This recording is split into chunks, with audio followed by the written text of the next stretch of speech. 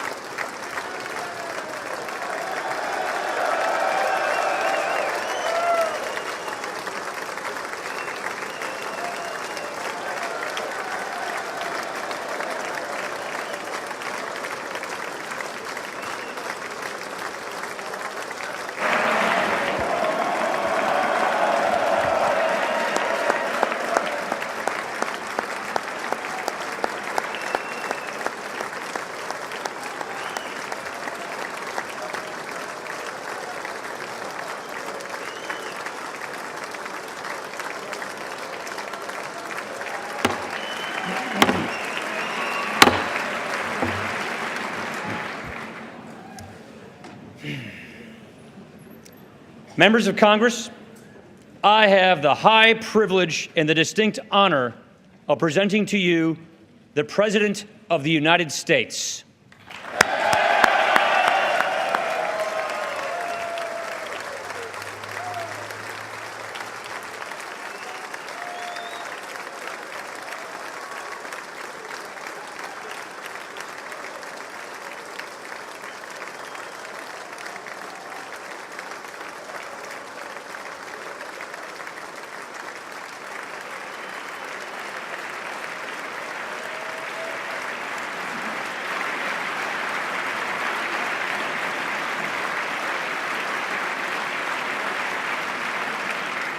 Thank you very much.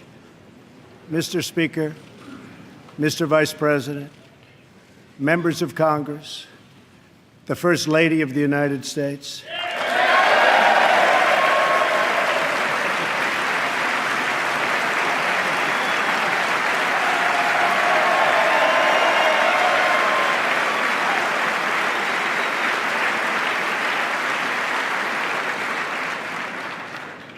and citizens of America. Tonight, as we mark the conclusion of our celebration of Black History Month, we are reminded of our nation's path toward civil rights and the work that still remains to be done.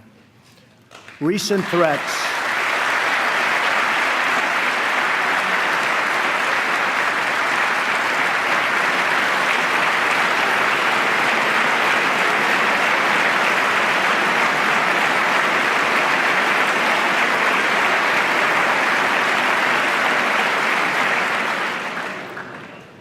threats targeting Jewish community centers and vandalism of Jewish cemeteries, as well as last week's shooting in Kansas City, remind us that while we may be a nation divided on policies, we are a country that stands united in condemning hate and evil in all of its very ugly forms.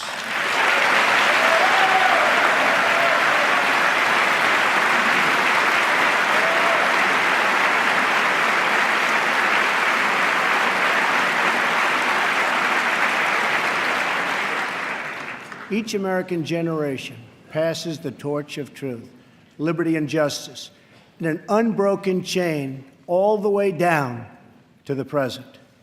That torch is now in our hands, and we will use it to light up the world. I am here tonight to deliver a message of unity and strength, and it is a message deeply delivered from my heart. A new chapter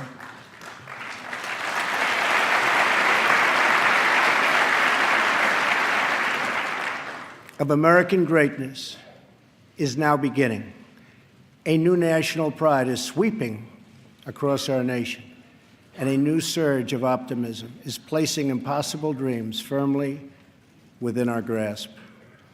What we are witnessing today is the renewal of the American spirit. Our allies will find that America is once again ready to lead.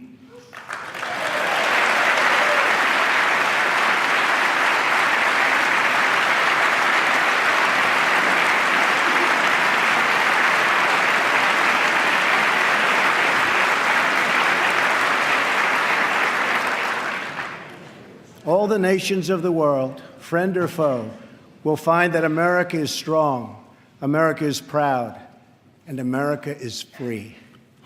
In 9 years, the United States will celebrate the 250th anniversary of our founding, 250 years since the day we declared our independence. It will be one of the great milestones in the history of the world. But what will America look like as we reach our 250th year? What kind of country will we leave for our children? I will not allow the mistakes of recent decades past to define the course of our future. For too long, we've watched our middle class shrink as we've exported our jobs and wealth to foreign countries. We've financed and built one global project after another, but ignored the fates of our children in the inner cities of Chicago, Baltimore, Detroit, and so many other places throughout our land. We've defended the borders of other nations while leaving our own borders wide open for anyone to cross and for drugs to pour in at a now unprecedented rate.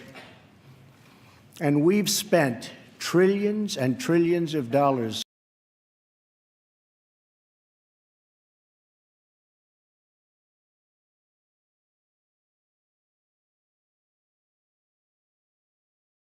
overseas, while our infrastructure at home has so badly crumbled. Then in 2016, the earth shifted beneath our feet. The rebellion started as a quiet protest, spoken by families of all colors and creeds, families who just wanted a fair shot for their children and a fair hearing for their concerns. But then the quiet voices became a loud chorus as thousands of citizens now spoke out together from cities small and large all across our country. Finally, the chorus became an earthquake, and the people turned out by the tens of millions, and they were all united by one very simple but crucial demand: that America must put its own citizens first, because only then can we truly make America great again.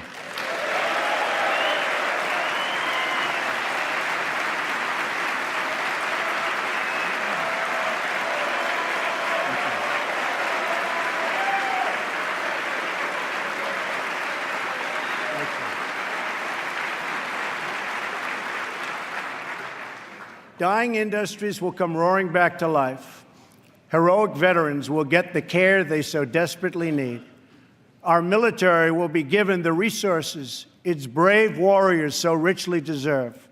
Crumbling infrastructure will be replaced with new roads, bridges, tunnels, airports, and railways gleaming across our very, very beautiful land. Our terrible drug epidemic will slow down and ultimately stop. And our neglected inner cities will see a rebirth of hope, safety, and opportunity. Above all else, we will keep our promises to the American people.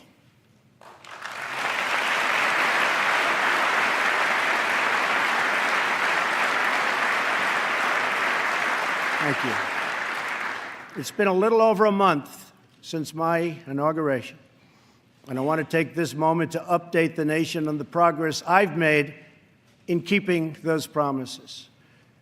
Since my election, Ford, Fiat Chrysler, General Motors, Sprint, SoftBank, Lockheed, Intel, Walmart, and many others have announced that they will invest billions and billions of dollars in the United States and will create tens of thousands of new American jobs.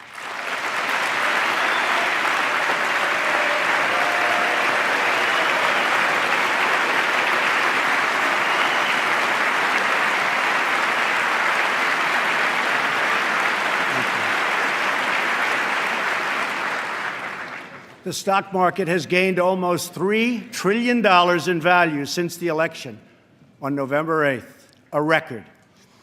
We've saved taxpayers hundreds of millions of dollars by bringing down the price of fantastic, and it is a fantastic, new F-35 jet fighter, and we'll be saving billions more on contracts all across our government.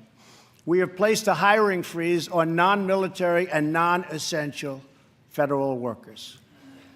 We have begun to drain the swamp of government corruption by imposing a 5-year ban on lobbying by executive branch officials and a lifetime ban. Thank you.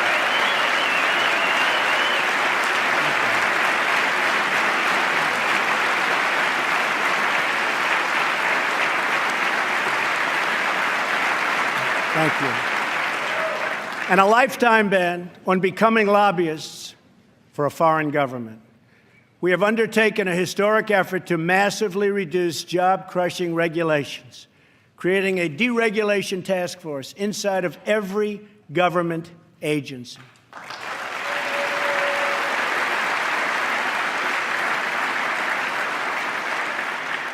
And we're imposing a new rule which mandates that for every one new regulation, 2 old regulations must be eliminated.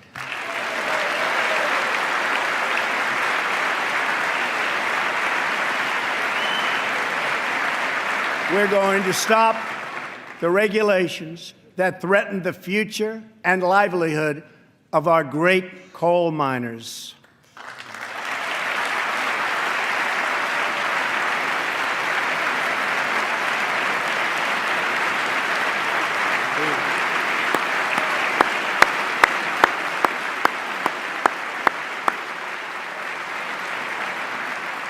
We have cleared the way for the construction of the Keystone and Dakota Access pipelines.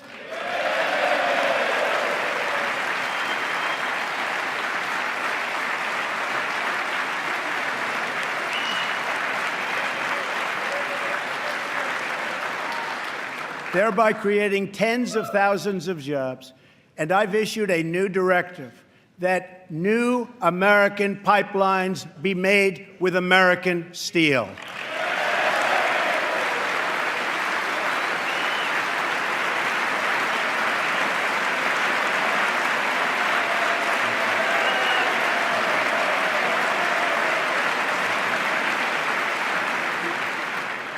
We have withdrawn the United States from the job-killing Trans-Pacific Partnership.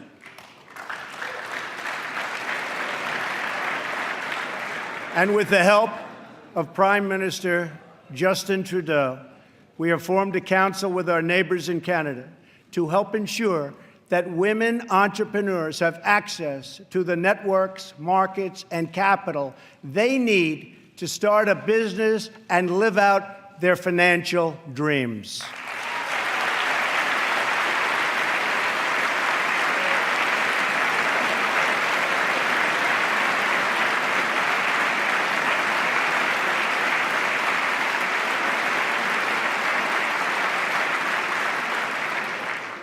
To protect our citizens, I have directed the Department of Justice to form a task force on reducing violent crime. I have further ordered the Departments of Homeland Security and Justice, along with the Department of State and the Director of National Intelligence, to coordinate an aggressive strategy to dismantle the criminal cartels that have spread all across our nation.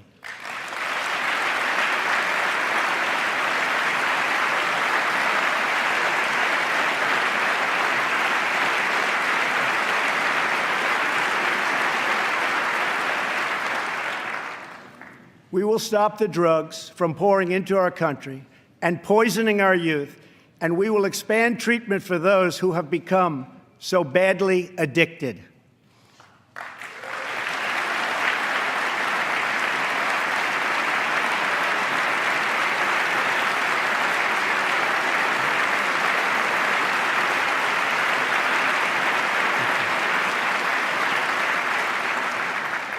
At the same time, my administration has answered the pleas of the American people for immigration enforcement and border security.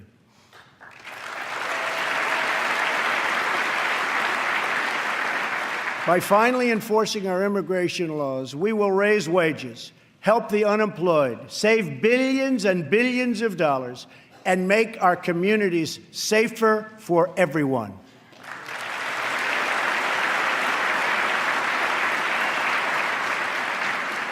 We want all Americans to succeed, but that can't happen in an environment of lawless chaos.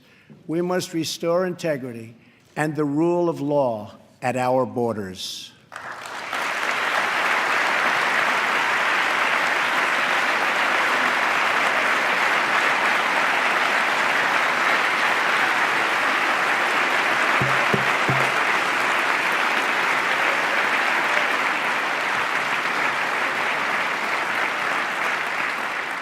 For that reason, we will soon begin the construction of a great, great wall along our southern border.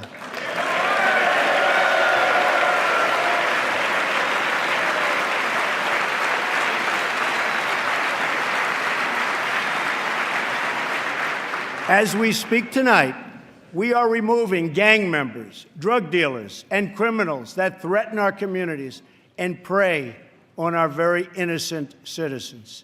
Bad ones are going out as I speak, and as I've promised throughout the campaign. To any in Congress who do not believe we should enforce our laws, I would ask you this one question. What would you say to the American family that loses their jobs, their income, or their loved one because America refused to uphold its laws and defend its borders?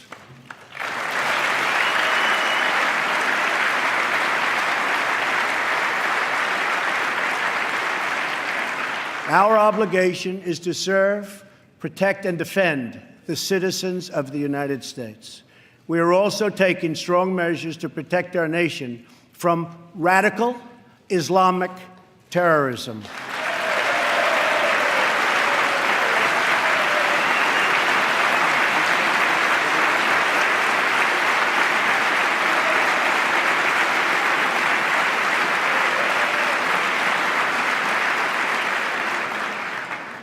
According to data provided by the Department of Justice, the vast majority of individuals convicted of terrorism and terrorism-related offenses since 9/11 came here from outside of our country.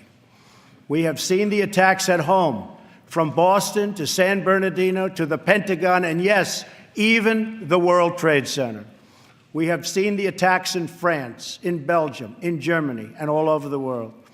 It is not compassionate, but reckless to allow uncontrolled entry from places where proper vetting cannot occur.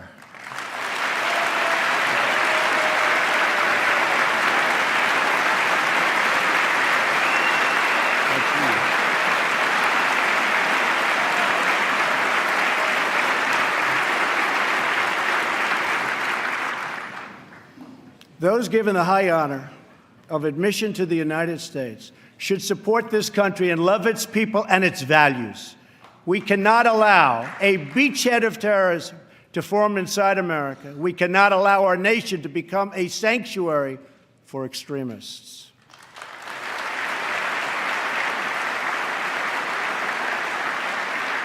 That is why my administration has been working on improved vetting procedures, and we will shortly take new steps to keep our nation safe and to keep those out who will do us harm.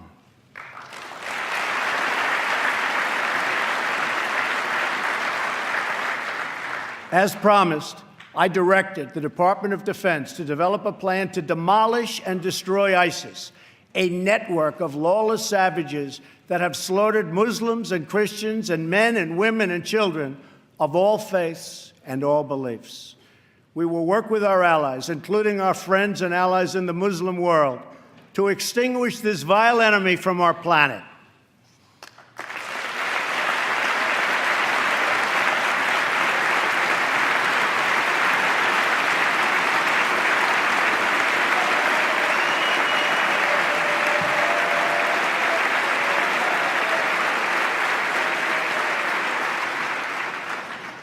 I have also imposed new sanctions on entities and individuals who support Iran's ballistic missile program and reaffirmed our unbreakable alliance with the State of Israel.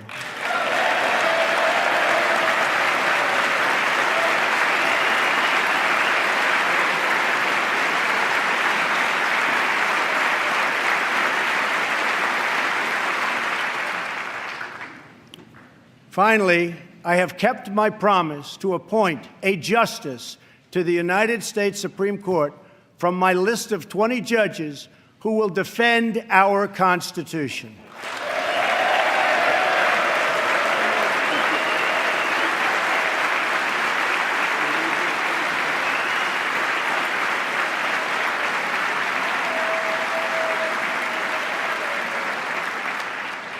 I am greatly honored to have Maureen Scalia with us in the gallery tonight.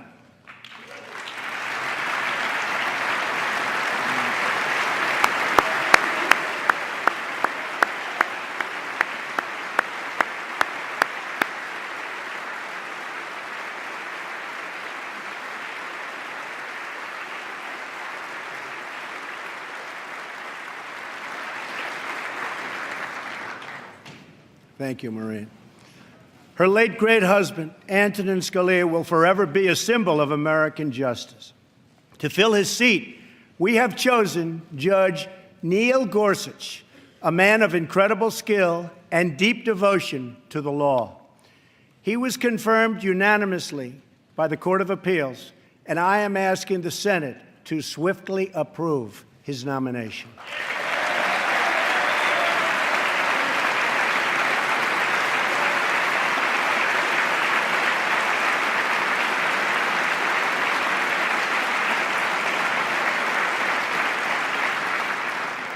Tonight, as I outline the next steps we must take as a country, we must honestly acknowledge the circumstances we inherited.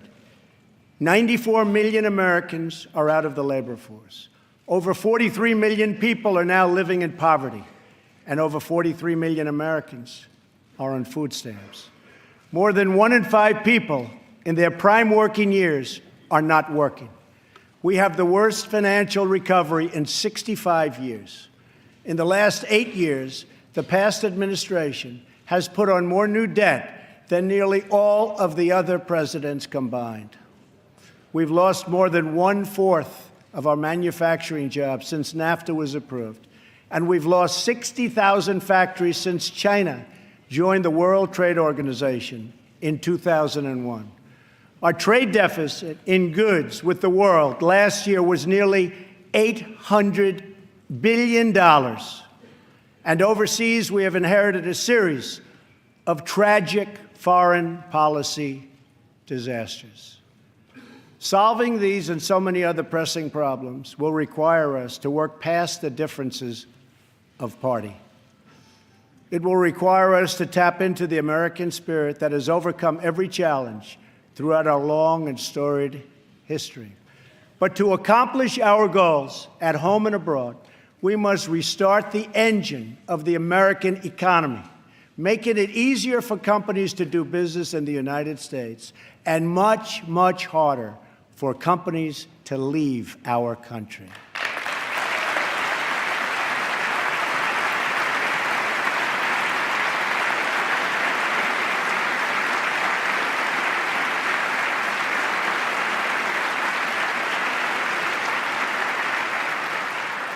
Right now, American companies are taxed at one of the highest rates anywhere in the world. My economic team is developing historic tax reform that will reduce the tax rate on our companies so they can compete and thrive anywhere and with anyone.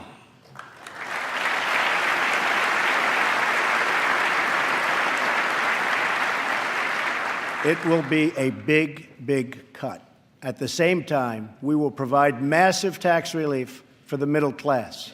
We must create a level playing field for American companies, and our workers have to do it.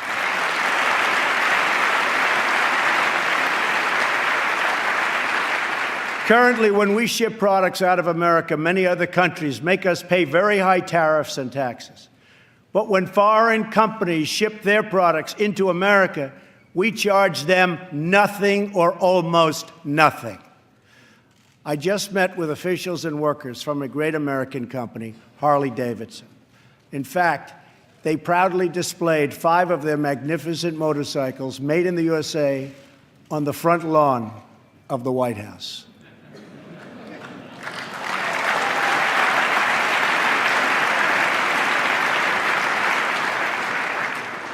And they wanted me to ride one, and I said, no, thank you.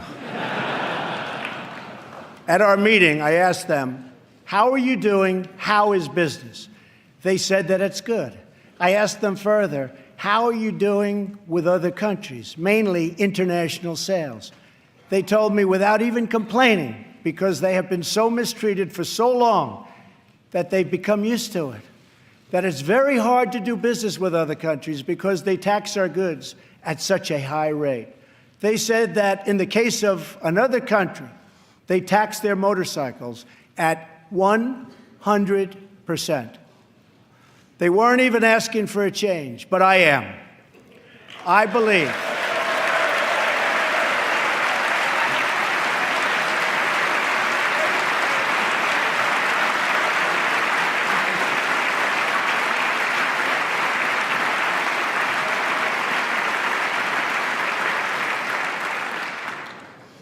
I believe strongly in free trade, but it also has to be fair trade. It's been a long time since we had fair trade. The first Republican president, Abraham Lincoln, warned that the abandonment of the protective policy by the American government will produce want and ruin among our people. Lincoln was right, and it's time we heeded his advice and his words.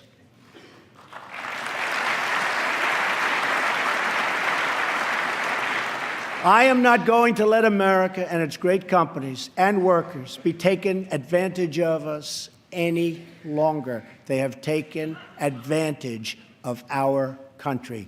No longer.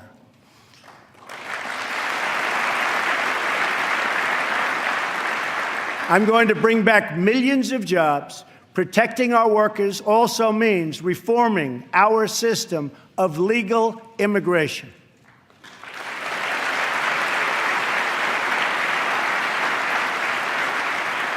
The current outdated system depresses wages for our poorest workers and puts great pressure on taxpayers. Nations around the world, like Canada, Australia, and many others, have a merit-based immigration system.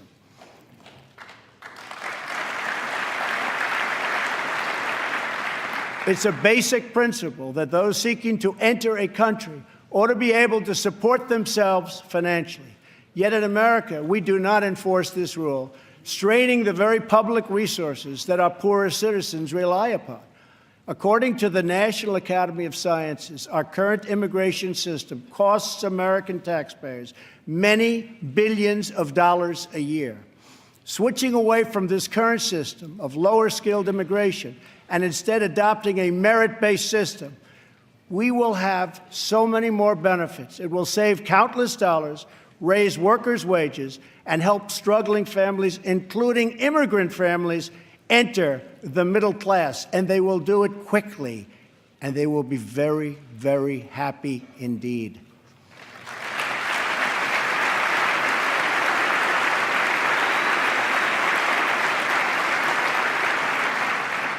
I believe that real and positive immigration reform is possible as long as we focus on the following goals: to improve jobs and wages for Americans, to strengthen our nation's security, and to restore respect for our laws. If we are guided by the well-being of American citizens, then I believe Republicans and Democrats can work together to achieve an outcome that has eluded our country for decades.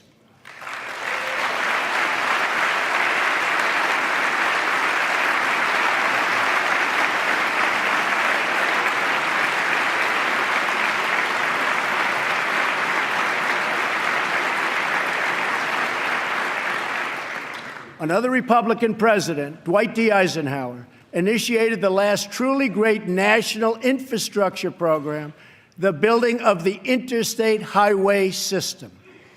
The time has come for a new program of national rebuilding.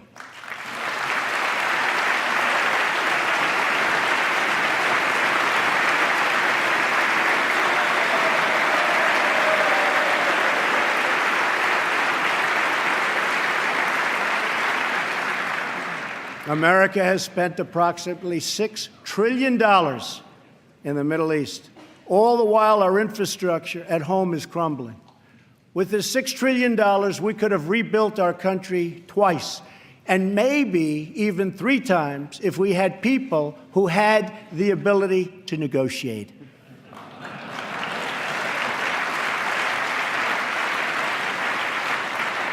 To launch our national rebuilding, I will be asking Congress to approve legislation that produces a $1 trillion investment in infrastructure of the United States, financed through both public and private capital, creating millions of new jobs.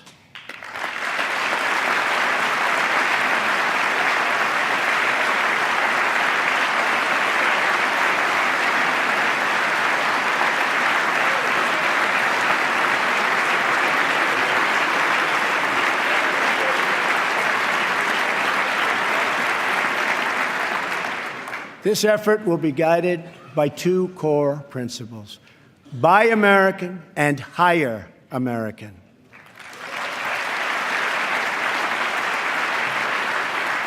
Tonight, I am also calling on this Congress to repeal and replace Obamacare.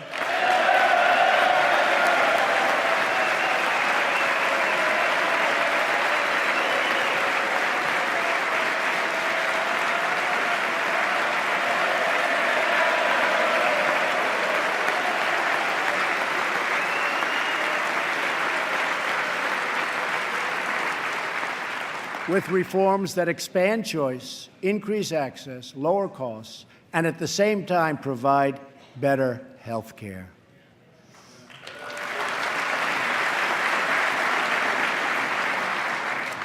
Mandating every American to buy government-approved health insurance was never the right solution for our country.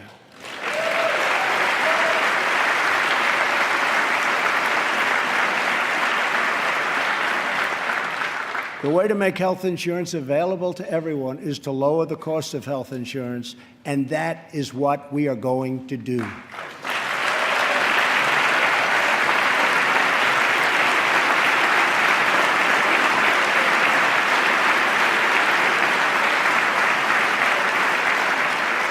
Obamacare premiums nationwide have increased by double and triple digits.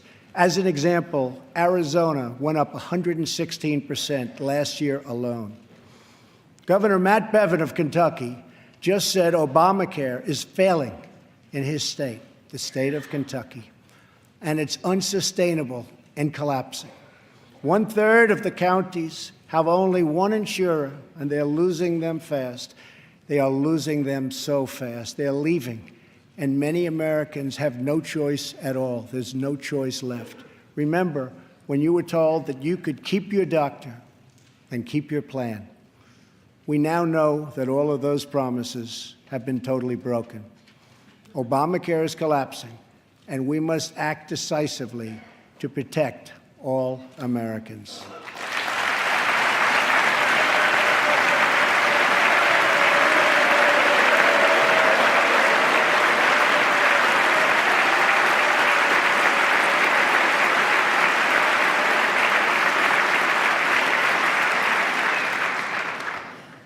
Action is not a choice, it is a necessity. So I am calling on all Democrats and Republicans in Congress to work with us to save Americans from this imploding Obamacare disaster.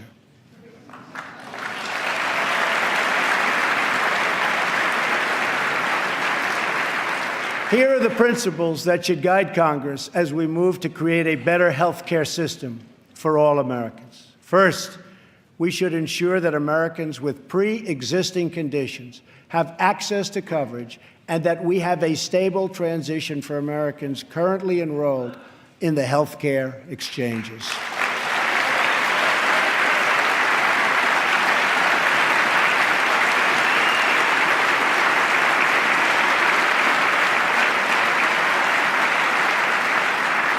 Secondly, we should help Americans purchase their own coverage through the use of tax credits and expanded health savings accounts. But it must be the plan they want, not the plan forced on them by our government.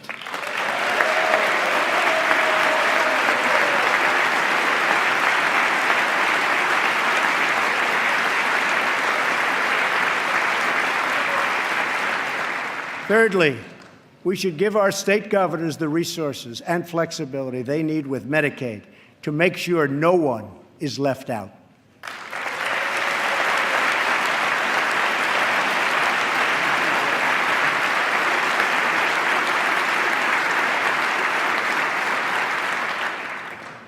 Fourth, we should implement legal reforms that protect patients and doctors from unnecessary costs that drive up the price of insurance and work to bring down the artificially high price of drugs and bring them down immediately.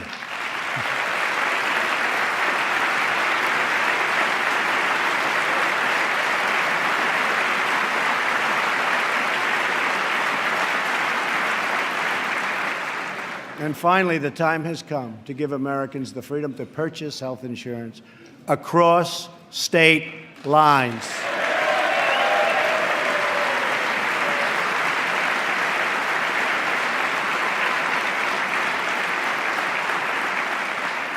Which will create a truly competitive national marketplace that will bring costs way down and provide far better care. So important.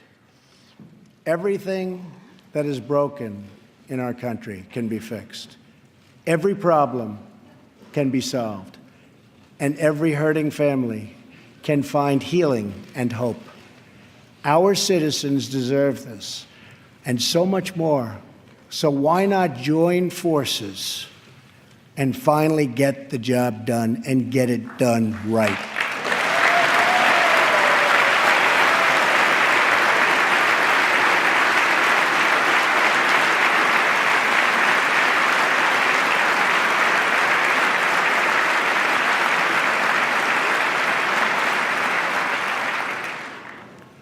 On this and so many other things, Democrats and Republicans should get together and unite for the good of our country and for the good of the American people.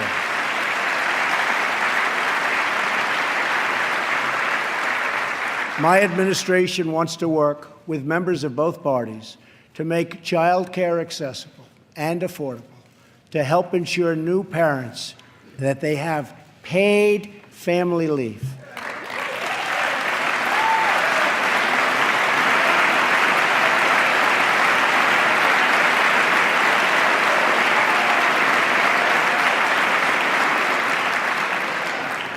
to invest in women's health, and to promote clean air and clean water, and to rebuild our military and our infrastructure.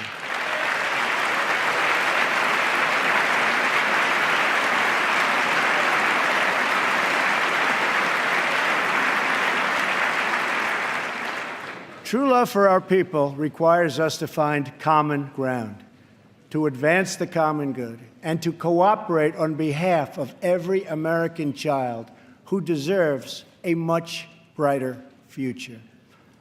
An incredible young woman is with us this evening who should serve as an inspiration to us all. Today is Rare Disease Day, and joining us in the gallery is a rare disease survivor, Megan Crowley. Megan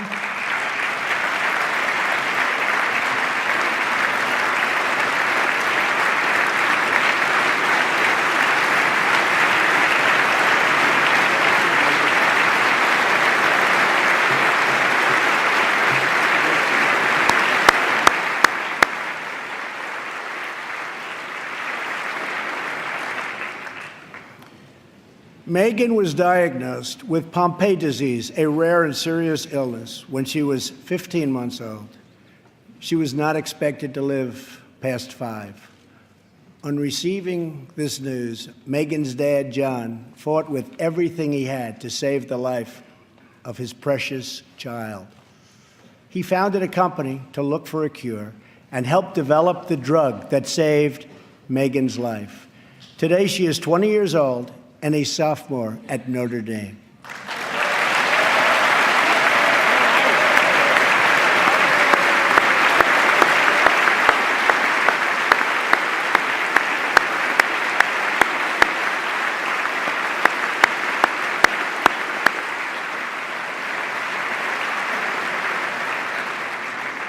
Megan's story is about the unbounded power of a father's love for a daughter.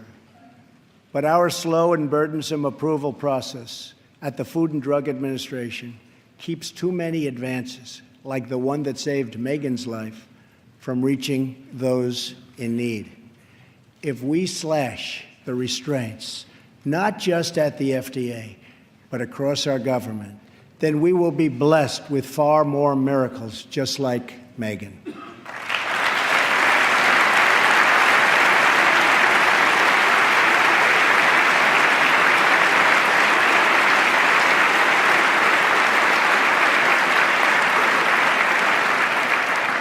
In fact, our children will grow up in a nation of miracles. But to achieve this future, we must enrich the mind and the souls of every American child. Education is the civil rights issue of our time.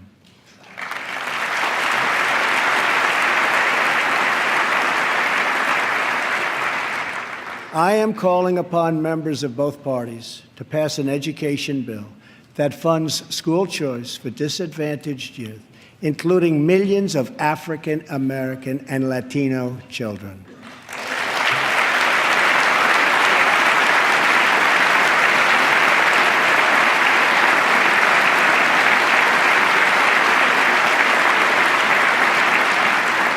These families should be free to choose the public, private, charter, magnet, religious, or home school that is right for them.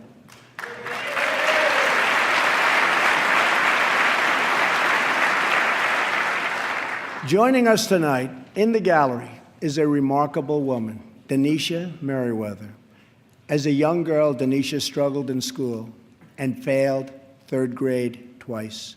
But then she was able to enroll in a private center for learning, great learning center, with the help of a tax credit and a scholarship program. Today, she is the first in her family to graduate not just from high school, but from college. Later this year, she will get her master's degree in social work. We want all children to be able to break the cycle of poverty, just like Denisha.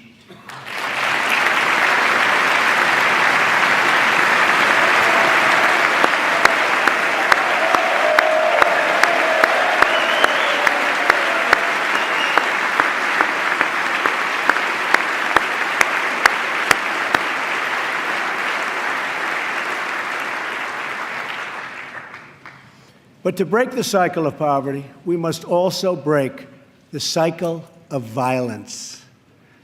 The murder rate in 2015 experienced its largest single-year increase in nearly half a century. In Chicago, more than 4,000 people were shot last year alone, and the murder rate so far this year has been even higher.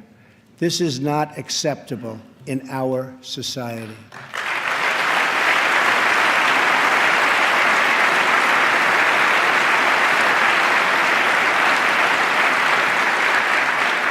Every American child should be able to grow up in a safe community, to attend a great school, and to have access to a high-paying job.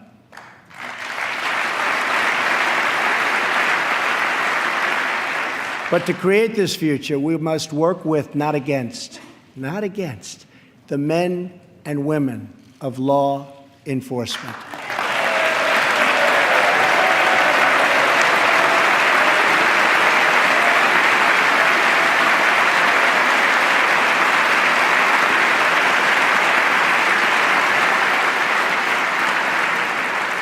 We must build bridges of cooperation and trust, not drive the wedge of disunity and really it's what it is, division. It's pure, unadulterated division. We have to unify. Police and sheriffs are members of our community. They're friends and neighbors.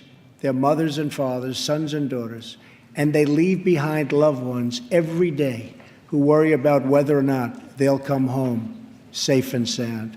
We must support the incredible men and women of law enforcement.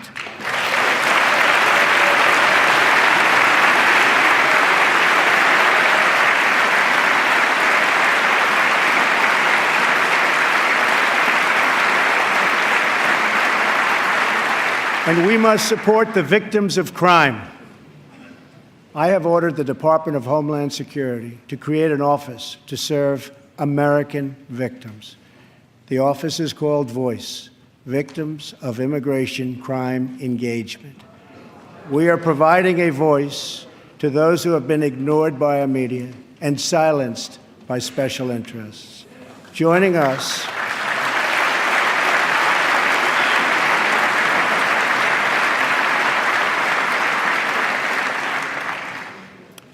in the audience tonight are four very brave Americans whose government failed them. Their names are Jamil Shaw, Susan Oliver, Jenna Oliver, and Jessica Davis. Jamil's 17-year-old son was viciously murdered by an illegal immigrant gang member who had just been released from prison. Jamil Shaw Jr. was an incredible young man with unlimited potential who was getting ready to go to college where he would have excelled as a great college quarterback. But he never got the chance. His father, who is in the audience tonight, has become a very good friend of mine. Jamil, thank you. Thank you.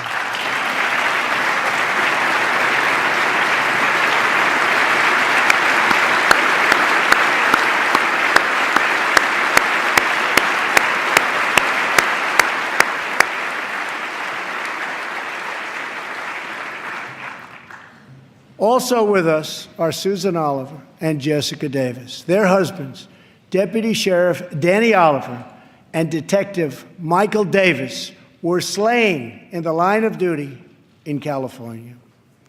They were pillars of their community. These brave men were viciously gunned down by an illegal immigrant with a criminal record and 2 prior deportations, should have never been in our country. Sitting with Susan is her daughter, Jenna. Jenna, I want you to know that your father was a hero and that tonight you have the love of an entire country supporting you and praying for you.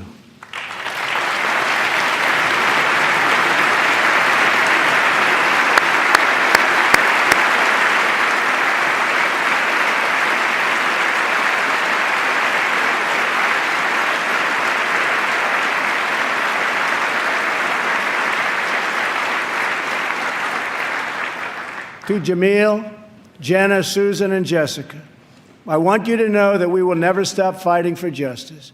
Your loved ones will never, ever be forgotten. We will always honor their memory.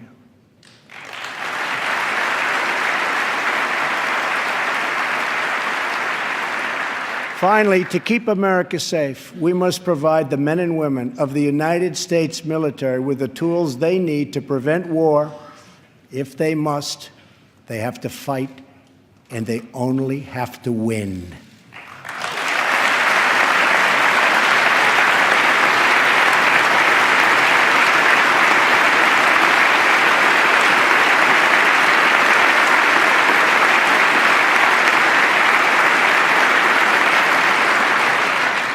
I am sending Congress a budget that rebuilds the military, eliminates the defense sequester,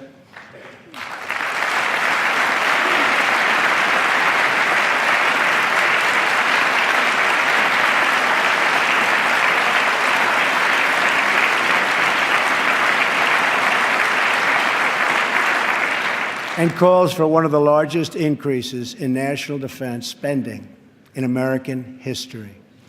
My budget will also increase funding for our veterans. Our veterans have delivered for this nation, and now we must deliver for them.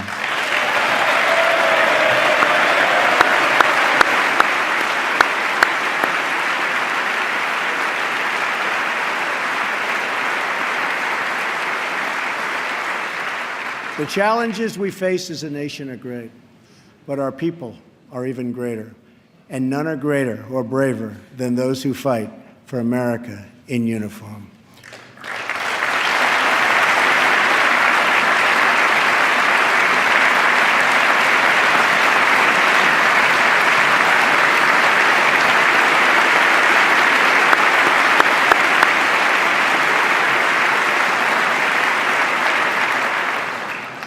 We are blessed to be joined tonight by Corinne Owens, the widow of U.S. Navy Special Operator, Senior Chief William Ryan Owens. Ryan died as he lived, a warrior and a hero, battling against terrorism and securing our nation.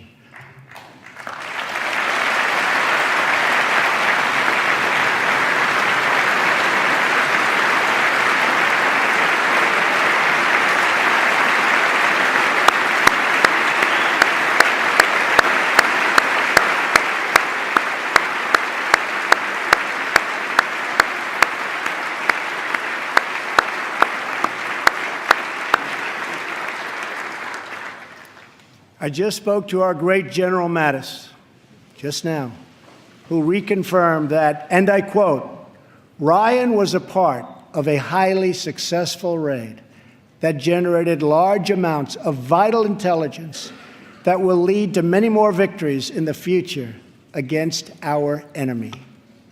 Ryan's legacy is etched into eternity. Thank you. Thank you.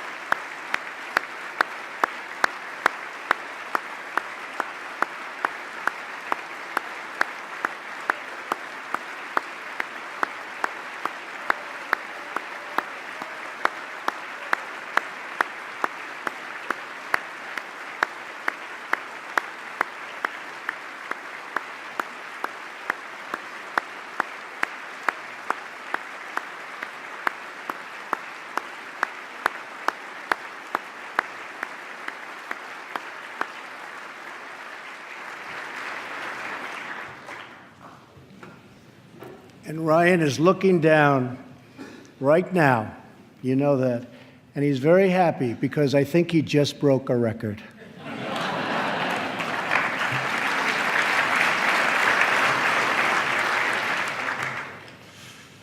For as the Bible teaches us, there is no greater act of love than to lay down one's life for one's friends. Ryan laid down his life for his friends, for his country, and for our freedom, and we will never forget Ryan.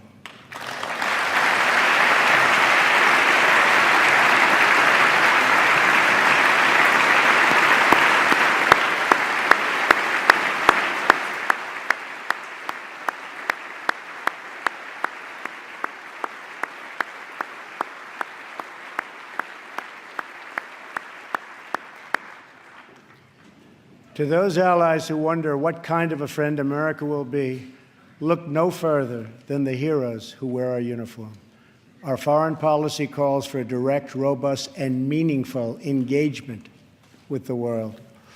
It is American leadership based on vital security interests that we share with our allies all across the globe. We strongly support NATO, an alliance forged through the bonds of 2 world wars that dethroned fascism and the Cold War and defeated communism.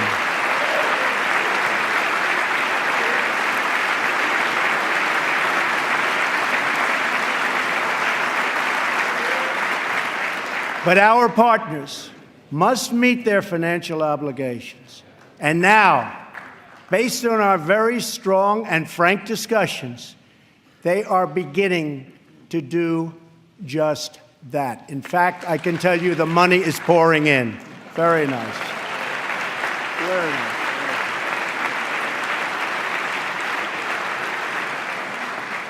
We expect our partners, whether in NATO, the Middle East, or in the Pacific, to take a direct and meaningful role in both strategic and military operations and pay their fair share of the cost, have to do that. We will respect historic institutions, but we will respect the foreign rights of all nations, and they have to respect our rights as a nation also.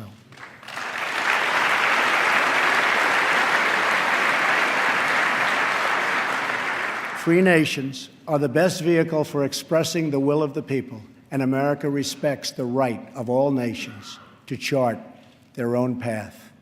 My job is not to represent the world. My job is to represent the United States of America.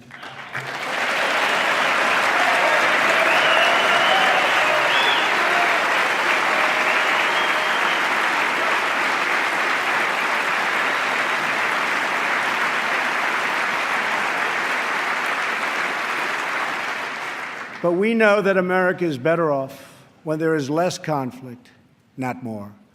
We must learn from the mistakes of the past. We have seen the war and the destruction that have ravaged and raged throughout the world, all across the world. The only long-term solution for these humanitarian disasters, in many cases, is to create the conditions where displaced persons can safely return home and begin the long, long process of rebuilding.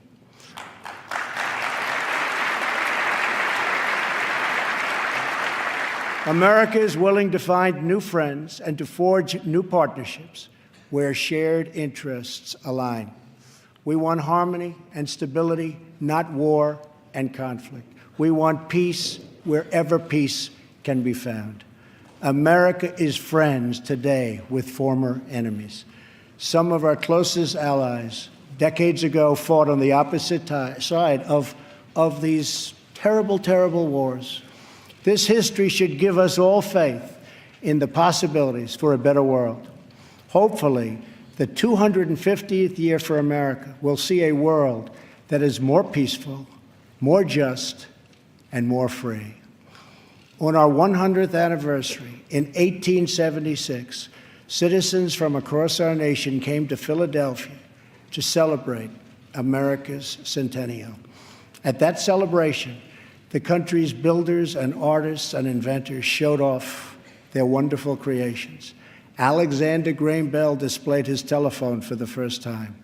Remington unveiled the first typewriter. An early attempt was made at electric light.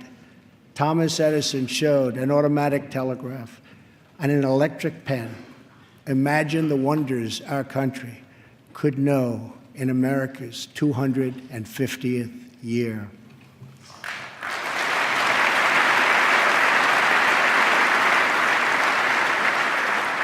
Think of the marvels we can achieve if we simply set free the dreams of our people. Cures to the illnesses that have always plagued us are not too much to hope. American footprints on distant worlds are not too big a dream. Millions lifted from welfare to work is not too much to expect. And streets where mothers are safe from fear, schools where children learn in peace, and jobs where Americans prosper and grow are not too much to ask.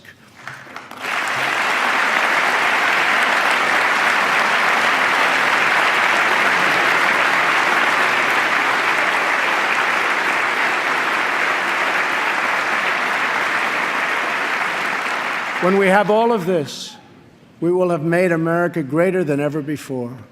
For all Americans, this is our vision. This is our mission. But we can only get there together. We are one people with one destiny. We all bleed the same blood. We all salute the same great American flag. And we all are made by the same God.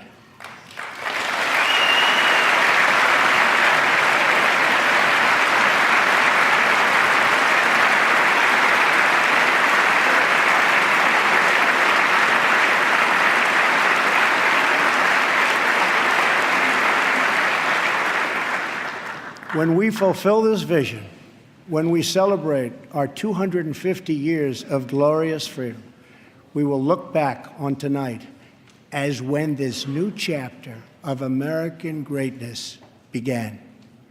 The time for small thinking is over. The time for trivial fights is behind us. We just need the courage to share the dreams that fill our hearts, the bravery to express the hopes that stir our souls, and the confidence to turn those hopes and those dreams into action. From now on, America will be empowered by our aspirations, not burdened by our fears, inspired by the future, not bound by failures of the past, and guided by a vision, not blinded by our doubts. I am asking all citizens to embrace this renewal of the American spirit. I am asking all members of Congress to join me in dreaming big and bold and daring things for our country. I am asking everyone watching tonight to seize this moment, believe in yourselves, believe in your future, and believe once more in America. Thank you, God bless you, and God bless the United States.